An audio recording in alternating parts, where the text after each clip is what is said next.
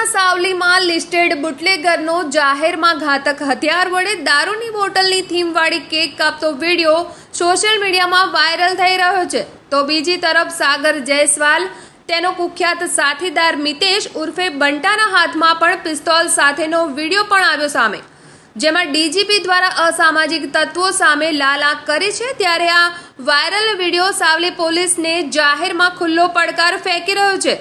Social મીડિયામાં upload થયેલા વિડીયોમાં નજરે પડતા બુટલેગર બંધુઓ પર અસંખ્ય પ્રોહિબિશન તેમજ શરીર સંબંધી ગુનાઓ નોંધાયેલા છે।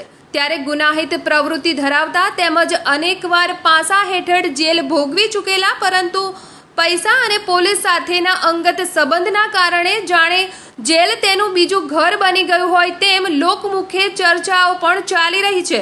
ત્યારે સાવલી પોલીસ આ મુદ્દે શું કાર્યવાહી કરે છે તે હવે જોવું રહ્યું।